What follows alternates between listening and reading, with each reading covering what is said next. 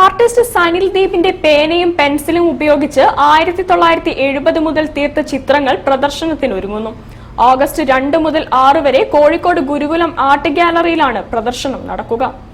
അങ്ങനെ അദ്ദേഹത്തിന്റെ വീട്ടിൽ ചെന്നപ്പോഴാണ് അവിടെ എനിക്ക് അപൂർവമായ ഒരു കാഴ്ച കാണാനിടയായത്. അതായത് 1970 കാലഘട്ടത്തിലൊക്കെ അദ്ദേഹം കോളേജിൽ പഠിക്കുന്ന സമയത്ത്, കോളേജിലും അതിനു മുമ്പും പെന്നും പെൻസിലും ഉപയോഗിച്ചിട്ടുള്ള ഒരുപാട് ചിത്രങ്ങൾ, മുഖ്യമായിട്ടും അന്നത്തെ സിനിമാ പോസ്റ്ററുകൾ, സിനിമയിലെ അഡ്വർടൈസ്മെന്റ് ആയിട്ട് വരുന്ന സാധനങ്ങൾ, ഇങ്ങനെ വളരെ ഒരു നൊസ്റ്റാൾജിക് ആയിട്ടുള്ള കുറെ ചിത്രങ്ങൾ കാണാനിടയായി.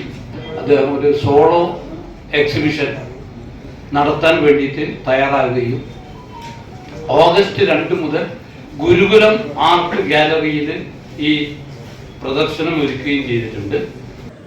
ആർട്ടിസ്റ്റ് സനിൽ ദീപ് 1970 മുതൽ വരച്ച ചിത്രങ്ങളിൽ നിന്ന് തിരഞ്ഞെടുത്ത 100 ചിത്രങ്ങളുടെ പ്രദർശനം ഗൃഹാതുരത്വം എന്ന പേരിൽ ഓഗസ്റ്റ് 2 മുതൽ 6 വരെ ഗുരുകുലം ആർട്ട് ഗാലറിയിൽ നടക്കും. പഴയ കാലത്തെ ഓർമ്മപ്പെടുത്തുന്നതായിരിക്കും ഈ ചിത്ര പ്രദർശനമെന്ന് മാന്ത്രികനായ പ്രദീപ് ഹുഡിനോ പറഞ്ഞു. പ്രദർശനം ഓഗസ്റ്റ് 2 വൈകിട്ട് 4 സംവിധായകൻ VM വിനു ഉദ്ഘാടനം ചെയ്യും. News bureau, Kozhikode.